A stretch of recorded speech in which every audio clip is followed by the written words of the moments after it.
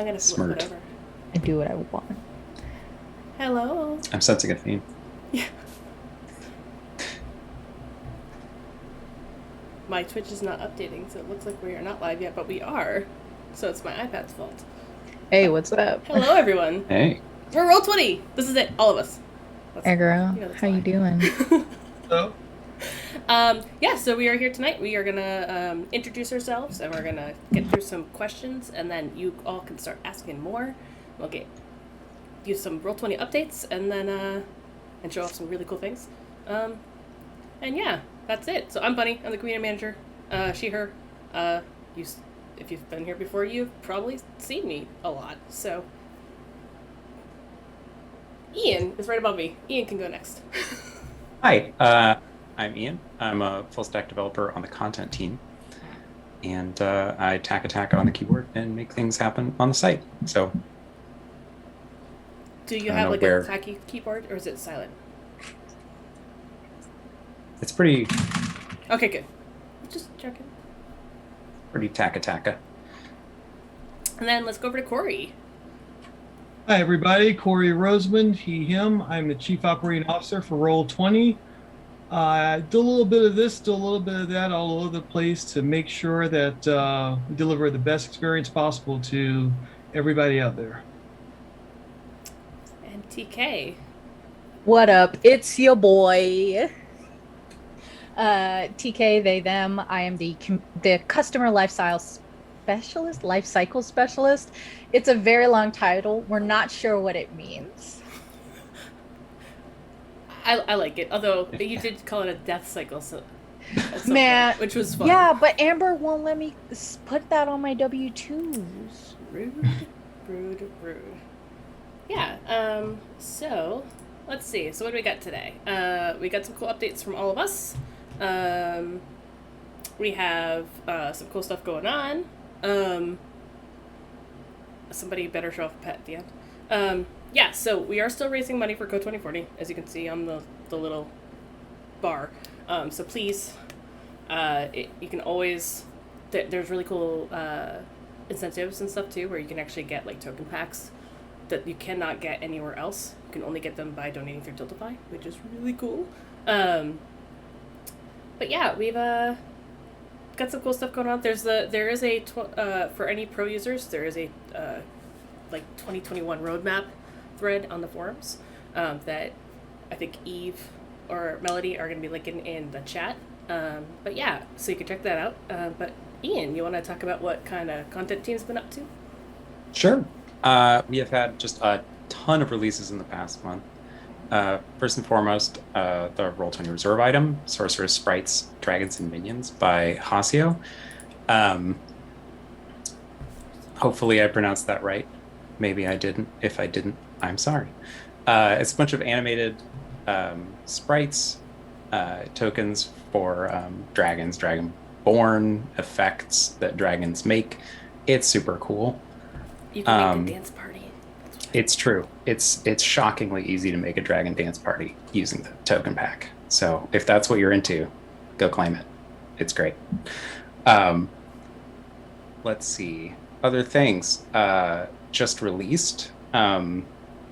Monstrosity, our reserve item from last month, is now officially released on the marketplace, along with 2 expansion packs, the Cute Creatures pack and the Robots expansion. The Robots is exclusively available on Roll20 for a limited time. People who picked up Monstrosity during the reserve can grab both expansion packs in a convenient bundle, or you can get everything in a complete bundle if we want to do that. So everybody, it's a really fun, awesome game and stupid fun. So go pick it up, play it. It's a party game on Roll20.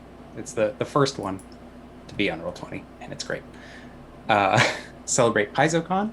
We brought the 2 latest one-shots for Pathfinder 2 and Starfinder. So Dinner at Lion Lodge and Band on the Run are both available on the marketplace. Let's see, Thirsty Sword Lesbians is now available in compendium form on Roll20. Expanded compendium. Expanded compendium. Wow. Yeah, so this release from Evil Hat is a perfect game for telling queer stories with friends. Grab the expanded core book bundle for the full Thirsty Sword Lesbians experience. Mad Uchina vibes all over the place. It's fantastic. Cubicle 7 launched 2 new releases for Warhammer Fantasy Roleplay. The Warhammer Fantasy Roleplay starter set, which has everything needed to bring the grim and perilous world of fantasy roleplay to life, Warhammer Fantasy Roleplay, and the Rough Nights and Hard Days bundle, which contains a collection of new and classic adventures that take seemingly innocuous location situations and involves characters just as events spiral out of control. The latest release for Call of Cthulhu is here. Chaosium presents Mansions of Madness on Roll20. Bundle includes 5 scenarios for use with Call of Cthulhu starter set or the 7th edition Call of Cthulhu Keeper rulebook. Sorry, my brain. And 2 fully updated and revised classics, along with 3 brand new adventures. All can be played as standalone adventures, used as side tracks for ongoing campaigns, or strung together to form a mini campaign spanning the 1920s. Let's see, we have 2 new Dungeons and Dragons 5th edition things that were announced this week. You can reserve your copy of both titles on Roll20 today. Limited pre-order price of just $29.99, which is super cool. The Wild Beyond the Witchlight explores the whimsical Feywild for the first time in D&D 5e, and Strixhaven, Curriculum of Chaos, the latest Magic the Gathering setting book to come to 5e. Very exciting. And then, also speaking of pre-orders, we announced today that Vampire the Masquerade 5th edition is officially coming to Roll20 Marketplace. We've partnered with Renegade Game Studios to release the core rulebook, as well as the Anarch and Camarilla source books for the first time on Roll20. A lot of first times on Roll20 this month. And then as a little bit of extra sprinkles on top, you may have noticed that the playing card deck included in every game has gotten a little bit of a makeover, and you no longer question whether or not you're playing solitaire on Windows 95. And that deluge of releases is what content's been up to this last month. So my favorite part about all of that is like reading the actual updates and seeing like what you embellish, and that is good stuff. To be fair, Ian did work on the card deck stuff. Like, Ian's been working on that, and it's super cool. It is great, yeah. It looks really nice. So pretty. It is so pretty. How dare you attack a classic like that? It's so pretty. That's a direct attack on my childhood specifically. Just yours though. Pistols at dawn, sir. I definitely haven't spent like probably 40 to 50 hours just playing Windows 95 solitaire, or as I used to call it, The Legend of Soltar. That says a lot, and that's amazing. I commend your imagination, and at the same time, a little sad. Some other cool stuff going on. We actually released a UI update for people using dynamic lighting. So it is far easier, where it is just a single thing now. If you are still using Legacy, it's down at the bottom. You just need to click that up, and it'll go down. But it's just so much easier to actually like look at. For me, anyway, I'm selfish here. We also got some API stuff up, which is awesome because now we can actually, you can make windows and stuff, which I did already on this map because I love making windows. So there's a way to do UDL windows.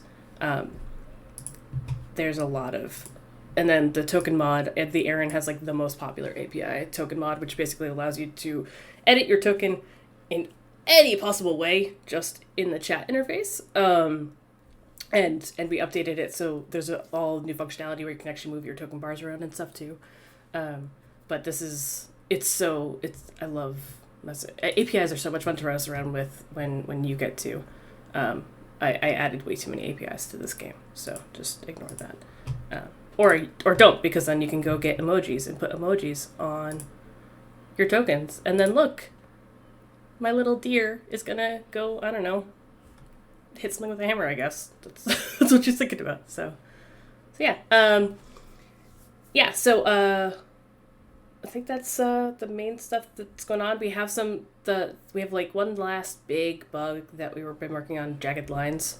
So jagged lines within Explorer mode is fixed, and right now Tyler is working on the jagged lines, and like there's some cool extra functionality that's coming out of that fix. So keep an eye out because it's gonna be exciting, and we have an event planned soonish that's gonna really show off the feature and let everyone have access to playing it and stuff. So TK, what's Site Team been up to? I'll tell you, Bunny, from this curated list that you've created for me, because I'm not on that team. Thank you, Ashton.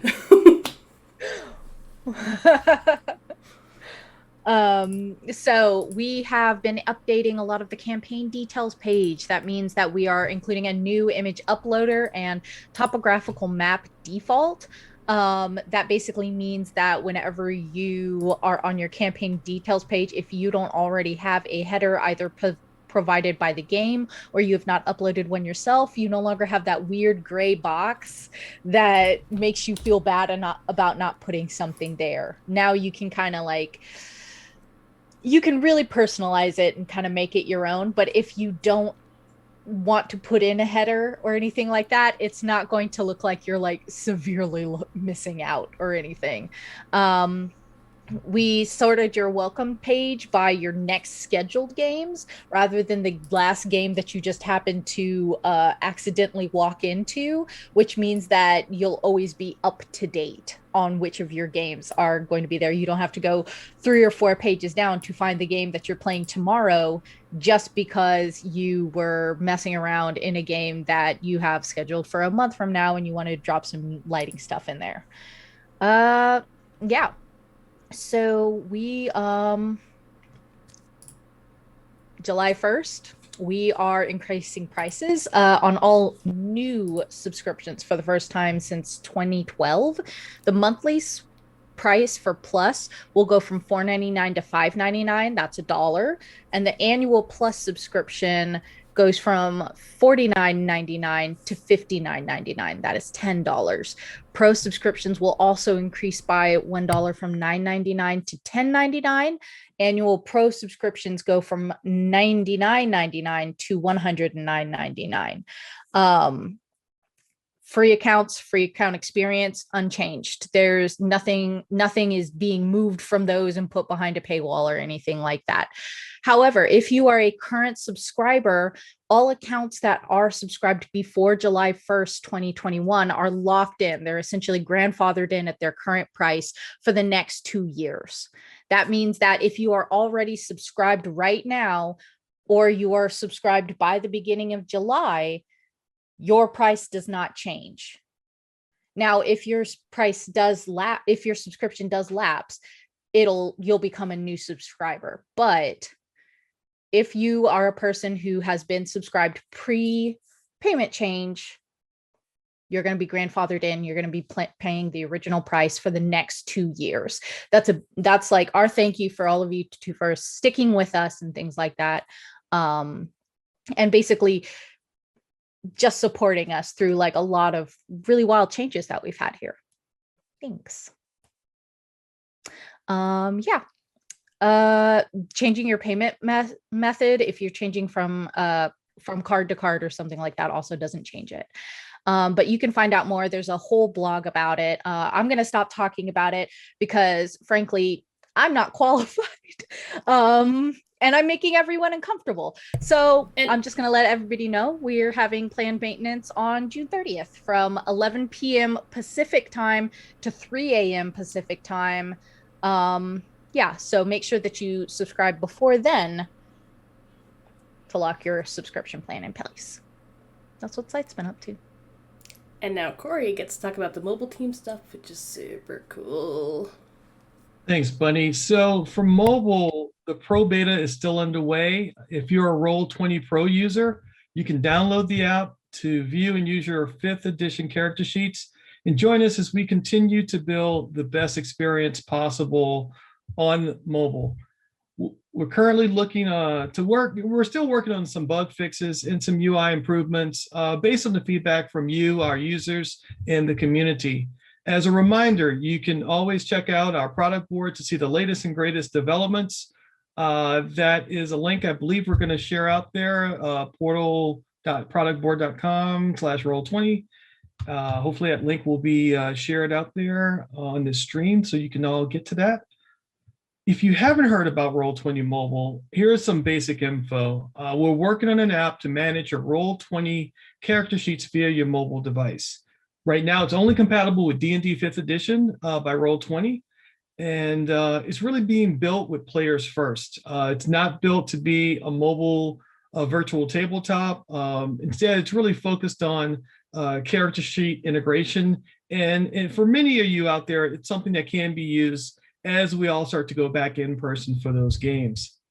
That pretty much completes the mobile update. Moving forward to character sheets and Compendium, what I want to really express to everybody and let you know is that our team is really excited to be working on bringing you a better Compendium experience. We have a special preview for you. I believe that should be up on screen right now. More improvements are going to be on the way. So we definitely encourage you to please look forward to more information coming in from us.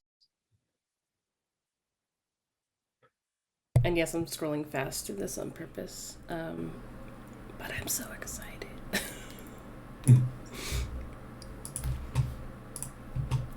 Cool, and then let's see. So check out the changelog. We keep that updated, and there's normally release notes either on the forums. At some point, they'll be getting over to the blog and stuff too, so you can kind of keep up to date with what's been going on. So we still have live streams going on. We've got Control Alt Quinn, if you know of them. They just joined the Star Wars Desperate Gamble crew. And that stream is actually going to be moving to Distracted Elf's channel, which is Distracted Elf. But it's really exciting because that crew for season 2, they're all full out. And actually, we realized after Quinn joined that Elf is the only woman. Everyone else is they, them. So that's pretty fun, actually. It's going to be an awesome... Quinn loves Star Wars so much. I'm so excited to see them and Elf play in the Star Wars universe. We've got Stir Friday Night makes Monster of the Week way funnier than it should be on Wednesdays. They're still doing that. We've got a crew on Mondays that's running through Candlekeep Mysteries, and they're actually rotating GMs for the adventures. So you're going to see like 3 or so different GMing styles for each adventure, which is a really neat thing. And then I guess we have this thing on Tuesday. I don't know, TK, what's this thing on Tuesday that we do? Oh, what up, nerds? It's TK. I had to make sure my mic was not muted because I'm a professional streamer. That's me playing Generation Fantasy on Tuesday nights. It's very exciting. If you want to watch a CW show that is good, you should watch that. It's a good time. Basically, our 4 teenagers found out that their town in Nebraska is sucked into a fantasy world and nobody told them for 18 years, and it's a disaster. If you want to come and make fun of me and Katie May, or make Carlos cry, or make fun of Masood's really ugly outfits, you should do it. That's all I have to say. Goodbye now. I have more to say. That show has some of the best production. It's super fun and cool. They've done an amazing job with how they use Roll20, and they are annoyingly funny. Like, their show is annoyingly good. So that's, check it out. That's my thoughts on it. I'm not your dad, but if you don't look at it, I could be. On that note, let's talk about some marketplace creators. Look at my boss. He's just like, what are you doing? That's right. I'll sneak into your house and I'll marry your mom. That's a threat.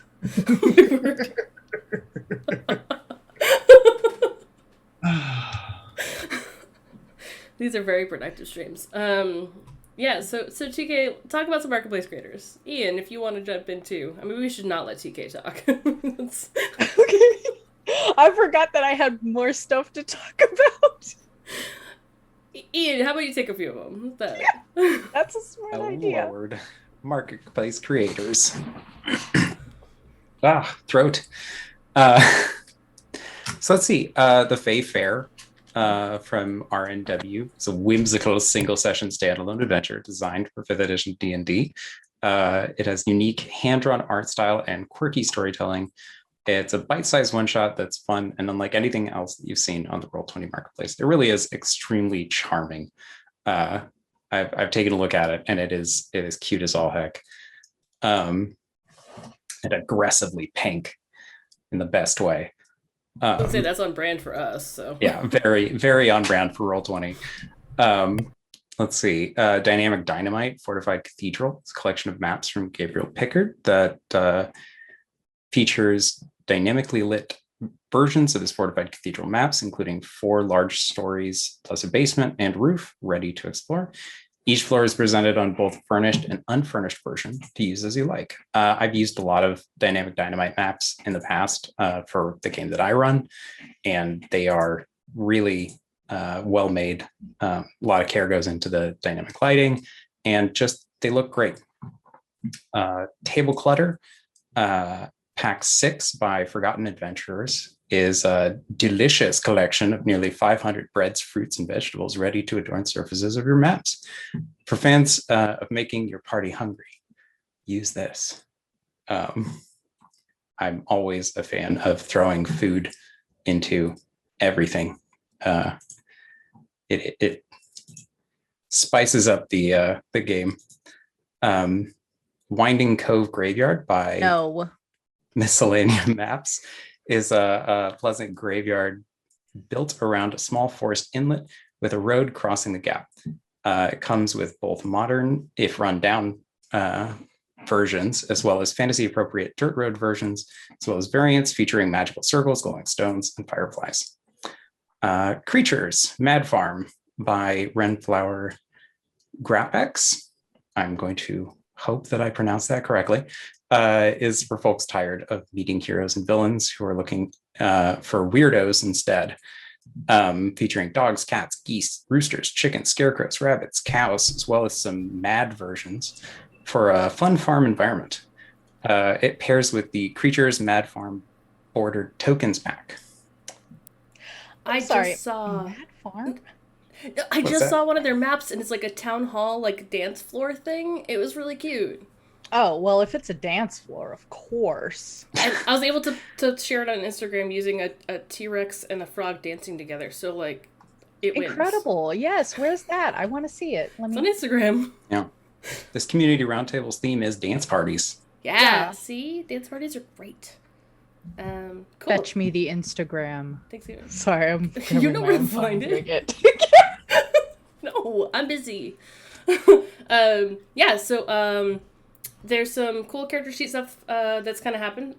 So there's the 8, like if you're into D&D and like AD&D, Peter B apparently has a thread on the forums that has updates for that sheet that keeps it, like Peter keeps it super up to date and super clean looking. We actually shared it on Twitter recently, but it looks really cool. There's also a couple new sheets of like Crossed Fates, which is about a devastating mech war, and it's kind of about the people who fight in that war and what that war takes away. There's also a very cool sheet that I actually loaded in for this game. There's a Rev de Dragon. My French is terrible. Do not judge me on that. I mean, you can. It won't matter. But it's super pretty. Like, look at this sheet. It's so pretty. It's so colorful. And it has dragons lying across the top, because duh. But it's just a really nice layout, and it's very colorful. So if you're if that does it for you, and you speak French, this looks like a really cool game to check out. And then there's also a sheet author, Twilith, released a character sheet for Storm Furies, which is based on the Aegon sheet. So you are a Stormcraft fighter pilot serving aboard the last surviving vessel of humanity. So basically, check out the list of character sheets available because it's kind of ridiculous. We've got like, do we have hundreds at this point? I forget the exact number. Anybody know? And I know it's a lot. We have so many. I think that I think that we do have in the triple digits. I think it's like 130 something. Yeah. It's really high. Our sheet author community is amazing. If any of you are watching, you are awesome. You should know that. And the work that they do on the sheets is just incredible. Like, it's amazing to see what people are able to do. It's so fun. It's so neat. So, cool. So with that, we should probably head over to the pre-submitted questions and then head on over after that to getting through some chat questions. So. Yo, let's do it. Yo. Sorry, my mic is on and I can't be stopped. Go for it. This mic's never coming off again. All right. We got the first one. Why are you on I'm fire? sorry. Bianca says 800 sheets. 800? No. That's I see. That's Bianca. And Bianca would know. She's on because that Bianca meeting. actually literally has gone through and like Yeah. counted them. Yeah, she says 800 sheets. To be fair, Bianca, I you see did count them, what, 1,000. 2 weeks ago? So it could be more. It could be 130 now. It could be more. That's so cool. Thank you, Bianca. That's amazing. Anyway, yeah. So first question, we got why are you in fire? Asking, requesting for a collapse expand option for folders in the VTT. Yay! Thank you. I will actually say folders and like folder management and page management and stuff like that is actually something that is on our figuring out the best solution for.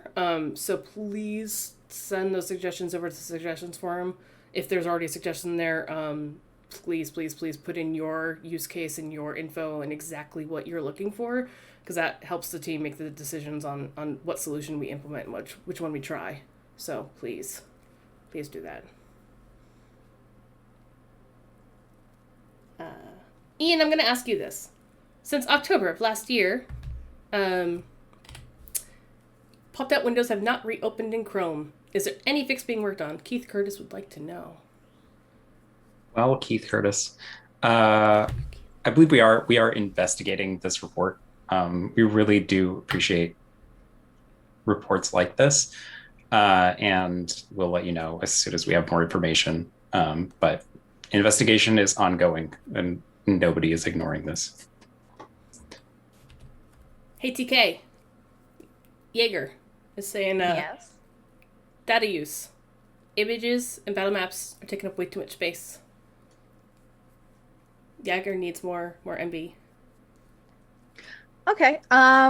Well, I think that there are a couple ways that we could go about this. First of all, like, what are we using our space on? Anything that you buy from the marketplace and then you pull out from like the art library, that's not going to take your space. Your space is mostly upload space. So if you're having an issue with like images and battle maps taking up too much space, you might want to try actually compressing them into maybe a JPEG, something smaller. If you have like GIFs or something like that, keep in mind that your GIFs need to be very small in order to compress them. Go ahead and look through things like your what are they called? The token markers. Go through your token marker page and see whether or not there are ones that you don't use. Because if you can get a really comprehensive token marker, you could just pretty much use that all the way and go ahead and remove some of the ones that are a little bit clunkier. But there's always like the chance that it might just be time to go ahead and upgrade your subscription. 100 megabytes, it probably goes like a really, really long way for a lot of token stuff. But nowadays, when you're starting to get like a lot more battle maps, you're starting to do a lot more like DM stuff and things like that. It might just be time to go ahead and upgrade. Might be a time to go ahead and make the investment so that you can continue having access to all of those things that make your games really good for your friends. Hey, Corey. Papa Whiskey 11 would like to know when Roll20 is going to implement a dark mode. Hoping you have insight. It's in progress. There's still considerable effort required before it be completed. We do have many interconnected tools, and as these tools are updated, and we're really preparing them for a dark mode user option. So it's definitely something that is coming. We're definitely looking at, and make sure you stay in touch on the forums and keep up to date to make sure you get the latest on that. Awesome. Yeah, it'll be good when we can have either, because I guess some people like dark mode for some reason. Yeah. Yeah, absolutely. Hey Ian, when is will Roll20 share the code for the 5e mobile sheet? And could Roll20 update the public code for their other sheets? Do you know? I think on this, while we're really excited to share guidance for developing sheets for mobile as soon as possible, I don't know about sharing the code for it explicitly, just because it's really complex and new sheet writers could sort of get overwhelmed by it. Not to, I don't want to throw shade on anybody's skills. It's just it's not a very simple sheet, and yeah, more to come later. Sounds good. All right. Jerry B asks, can dynamic lighting work based on page settings, like the measure tool, or is it always based on actual real measure? TK, you can take this one. Hello, it's me, TK. Right now, dynamic lighting uses the page setting distance and scale. There's only one shape, a circle, but if you want to add this to the suggestions and ideas, absolutely, like 100% add it. We're always looking for updates and things like that. That would be like really awesome. Also, I would go ahead and look at like your page settings and see like whether or not the rooms need to be scaled a little bit smaller, or whether or not you can like really mess with how big your squares need to be. Sometimes going ahead and moving it from a 5 foot to a 10 foot really helps with dynamic lighting. So there's always an option for that. That makes sense to me. Andrew MT asks, with multiple other VTT providers entering the market, what built-in features are you going to add to the platform to stay unique and competitive? And Corey, this one is all yours. Thanks, Bunny. Roll20 has always been successful because of 3 guiding principles. We must be an easy-to-use platform. We must be able to connect with and augment playing in the real world. And we must connect and really listen to our community. Our plans to accelerate work really guided by those philosophies. And maybe a better way to say it is, we're not going to disclose some of the things that we're working on going forward, but we continue to be dedicated to building up the platform with the latest and greatest to really continue to push the boundaries of what a virtual tabletop platform can do. And we'll continue to do that. Cool. I think with that's the last pre-submitted questions. So we can actually head over to doing chat questions. Give us your questions. We have a few, that's for sure. Give us your few questions. I've I've had a lot of sugar tonight. Just Keep it going. Ian, I'm gonna see if you know the answer to this because it's from your team. But I do know the answer if you don't. How long will the D&D 5e pre-order discounts last for? It's okay if you don't know. Ian. I don't know it. The answer I got, actually, because when I asked that, when it was first like, oh, we're going to do this thing, it was very exciting. The answer I got was that we are going to warn people. We're going to give people a 2-week warning before it goes away. So, like, we're going to make sure that everyone knows that you have your chance to get the pre-order discount price before it goes away. That is what I know. So, At least 2 weeks. At least 2 weeks. Yeah, because we haven't told you yet. So Uh,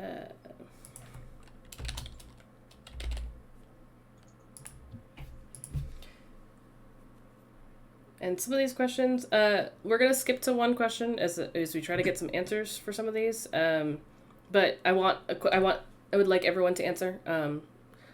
What is the best class and why is it Bard? Each of you need to answer individually. Ooh, baby.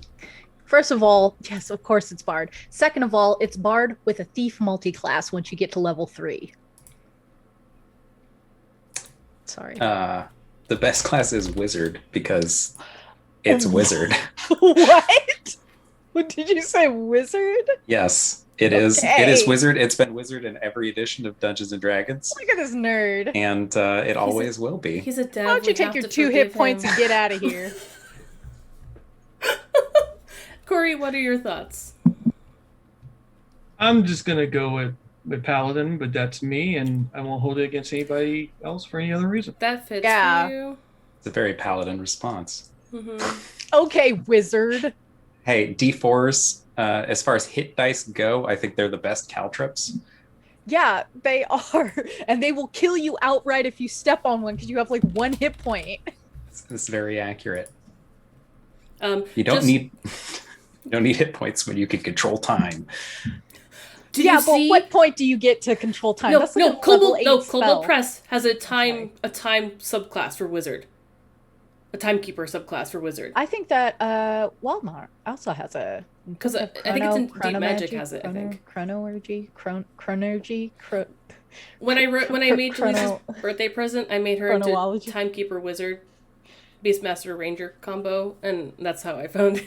So, speaking of which, Fighter Sorcerer is definitely the best combo. Anyway, Get out of here, Imowen. I like magic. I don't want to have to like use a.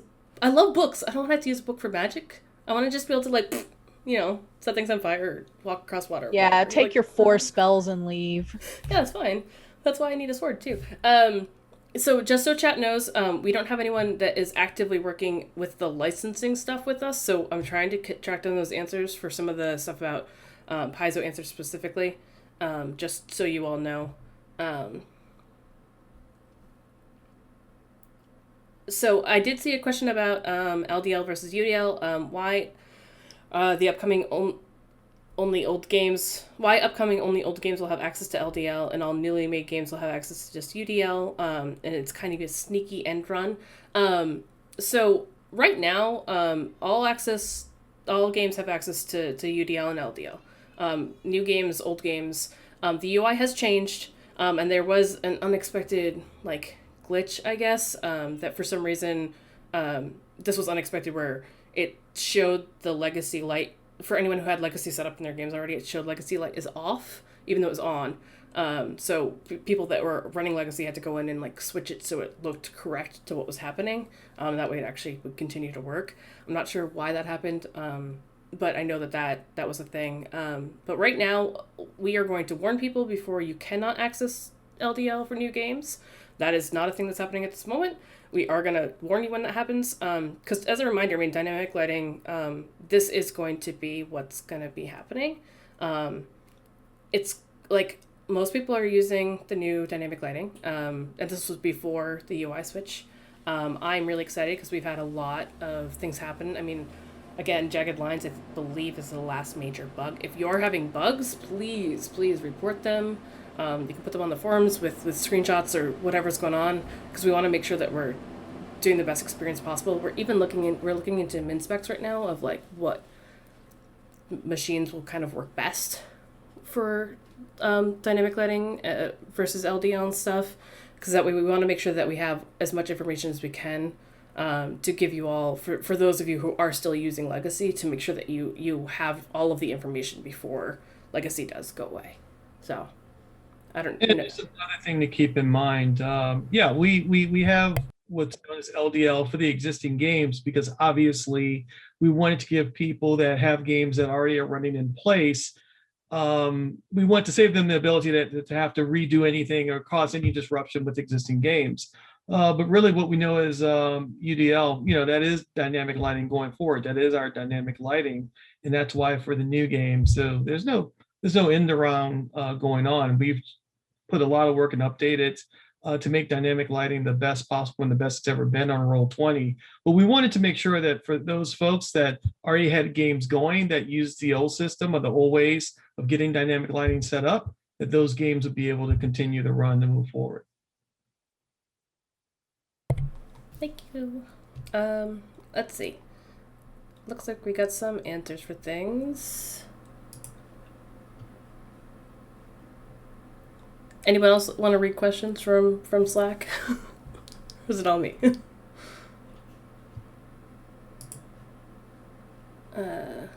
You forever. Can't see them.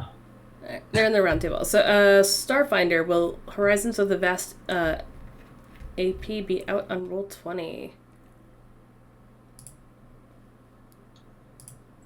Let's see. So, our director of licensing has very kindly chimed in to say that we are looking to bring more and more Starfinder support this year. We can't comment on any specifics other than the Galaxy Exploration Manual, which will be out soon. But knowing her, that means that there's a lot more, because you heard Ian earlier. They do so much on that team. So that means that there's a lot going on. It's all a blur. And then I don't know. Somebody somebody asked about during PaizoCon stuff being brought to Roll20.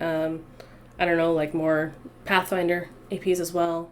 I don't know. She said something about Lost Omens, maybe. I don't know what that is. I don't know if anyone would be interested in that. But that's her answer in there. All right, I would love to hear Corey's thoughts on this question. I have 5 years of uploads and many different games, some still running. I have a pro sub, and looking through to delete data is such a hassle. Any chance you guys will help us manage our data better? I don't know if there's any thoughts that you have on anything, if we've talked about anything in that realm. Or Data. Nothing we've announced to this point, but I believe we should see, obviously protecting your games, protecting your data is one of our primary priorities. I mean, it's definitely something we want to do and continue to do, and make sure that everybody's data is safe. So that's the one thing I'll say. That's just definitely core to what we want to do at Roll20, and to make sure that is protected.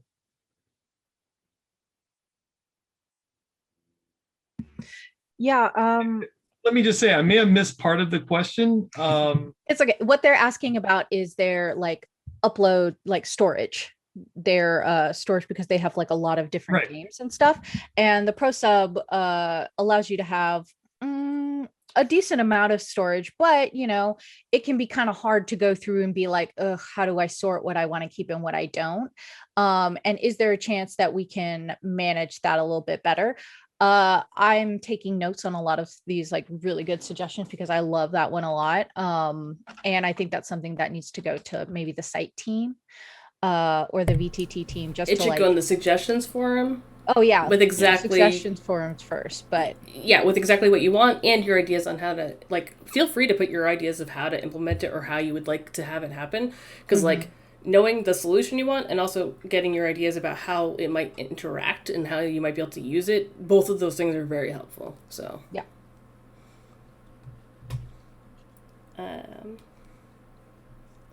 Sorry, I'm like going through Slack to try to find all these questions. Melody, No, you're a absolutely saint. fine. There are some questions on the Pathfinder 2 sheet about upgrades for it and conditions. I have not heard back from the team specifically working on that. I do know that character mincer is still in the works, and that the sheet improvements are still in the works. I know that for sure. Ian, I know that you actually get to talk with them more, so I don't know if you have any more insight on Pathfinder. Literally. I do not. Do not have any additional insight on that. I'm a disappointment. I'm sorry. I might forgive you. We'll see if chat forgives you. If chat forgives you, then fine. I may have a corgi that I can bring in as an apology corgi. Everything will get forgiven for that. So yeah, sorry to the people asking about the Pathfinder sheet specifically that we don't have like an exact update. But again, last I know, it's totally still getting worked on. So we do also someone had asked about the lookup for it too. I will say that we do have to follow Paizo's guidelines.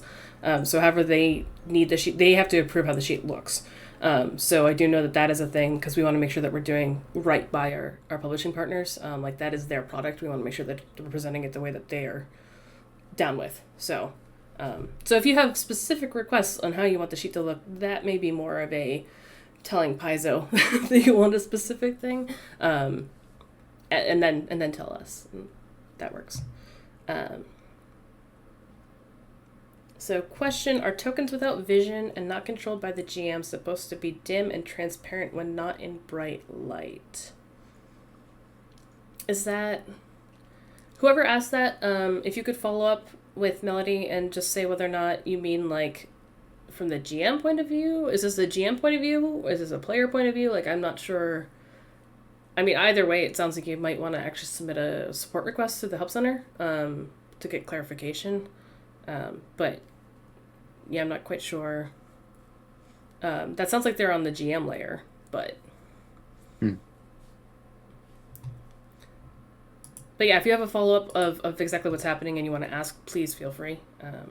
We'll make Ian answer. Question, able to do Nocturnal Vision as shades of gray instead of color. Right now, you can use the gray tint when you do Nocturnal. So one thing with not making it grayscale is this makes it better for more systems. And that is one thing we want to do is be system agnostic. So we really want to try to, make sure that more people, like more systems can use it for different games and different reasons. Also, as Corey, one of the devs working on dynamic lighting, pointed out, Fire Genasi, their dark vision is actually red tinted and not grayscale. So that's a thing that he's pointed out often. Yeah, I think it could be really interesting to investigate like sliders or anything like that, tint sliders and things like that. Hit us up in the suggestion forum, and that might be something that we'd look into. And also on the dynamic lighting note, like the more as we move into the kind of, getting that out of that 1.0 phase, we are still going to be working on it. We're still going to be doing improvements and suggestions and, I don't know, maybe opening a whole new door to different things. So please feel free to just basically tell us if you want a thing. Just tell us, yeah? It looks like Sufficiently Sticky went ahead and followed up with their question that the issue was on the GM layer, and they've submitted a help request, and there's a number of forum posts with similar issues. I wonder if that is something that we have started looking into. We might not have any information right now, but if you can DM a link to the forums, or maybe DM if you know your ticket number off the bat, we might be able to get somebody to look at that for you. Because that's starting to... On the GM layer, right? No, GM layer. Okay, because, GM layer is going to be transparent to kind of help show that it's on the GM layer. Yeah, they did say that they're... meant for the GM, not on the GM layer. Sorry. It sounds like the ghosting issue that we've identified a couple of times. And that might be something that we can look into to determine whether or not that's a flaw or a feature. Yeah, and if it's a feature, why it's a feature is a good thing to know too. But yeah, please submit a ticket with screenshots and kind of what's going on. That way we can look into it. Yeah, if it is the ghosting issue, I know that there was a ticket for something along that lines, like a bug ticket already for that. So hopefully it's a thing we already know of and we're working on. So, and yes, there is one question that we'll get to in a moment. But before we have a couple more minutes, oh, thank you, Katie May. Yes, so we are aware of the transparency issue. Yeah, so we're finishing up jagged lines for dynamic lighting, and then we're going to be working on investigating what the heck's going on with things being all ghosty. She said it much better in the chat than I just did. Also, I see that it says dev, but I clearly need to change the size of my fonts on my window because I thought that said devil, and I was like, I saw the exact same thing. They put yeah, two I was like, exclamation irrelevant. points. They did that on purpose. They put 2 exclamation points. She totally did that on purpose to make it devil. How dare you, Katie May? Because she is one. Thank you, Katie May, for jumping in on that. Yes, thank you. Yeah. Yeah, jagged lines, I mean, like, they're only cool in certain contexts, but I'm really excited because the fix is coming and soon, so it looks good. When do we get more robust font choices in the base Roll20 client? I'd like to hear from Ian and Corey. What do you think? When are we going to get those? Questions of when are so nebulous. No, we really can't give dates on that. We don't make those promises. It is definitely something we're working on. Yeah, I can definitely say I, as a personal person, will take a look at it, but I can't give any promises on when that would be going. Cool. Do any of you have anything you want to share with, I don't know, the community at large before we do the most important part of the night, which is show off pets? I'd like to render my apology right now that I said that I would marry your moms. That was rude and frankly insensitive. Don't threaten me with a good time. I'll marry your dads too. There we go. Inclusive. You may have terrible taste, depending on... Anyway. I want to thank the community for their continued support and know that we're constantly working to improve the service, improve Roll20 overall. Yeah. Thanks for supporting us, y'all. And thanks for coming to these things and giving us the grace to give us your questions and things like that. It really means a lot that you continue to ask us questions and seek feedback and transparency from us, because knowing that we have a community that is so involved and I'm so sorry. Invested. I mean, invested. Thank you, Bunny. Invested. A community that is so invested in us becoming the best that we can be really pushes us to do that. I love getting to hang out with y'all. You are very passionate and you're fun to at least talk about playing games with, and someday I may get to play games with some of you, and I would love that because you seem like a lot of fun. And I think your games probably look amazing. Yeah, tell us secrets, upcoming stuff. You know what? I will tell you a secret. You need to start getting ready for summer camp, because Roll20 may be putting on a summer camp. That is all I'm going to say. Ian, you said something about a Corgi, and that sounds amazing. I'll go get him. I'll be right back. For the record, our employer is actually a Corgi. That is our boss. The boss of all of our bosses is a Corgi. So if you have... Yes, it is. Corgi, don't sign my checks. Are you sure? They're digital. You never know. They could press a little button. I think it does. So yeah. Okay. Look, there's a puppy.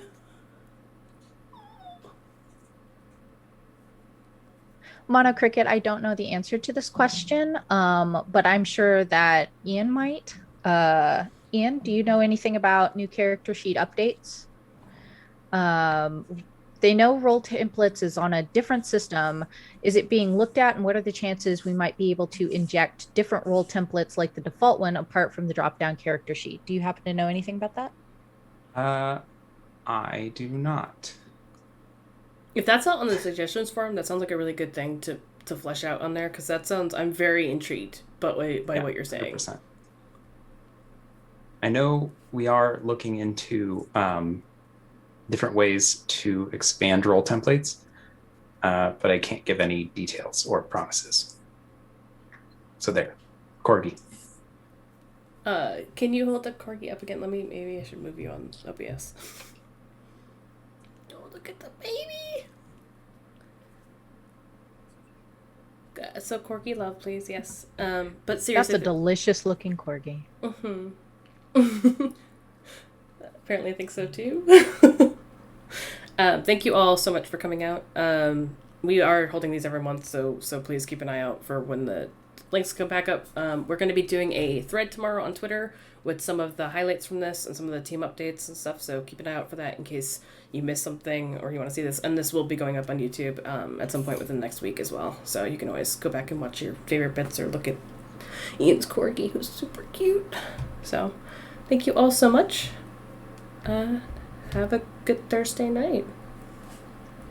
Hey, everybody. Bye.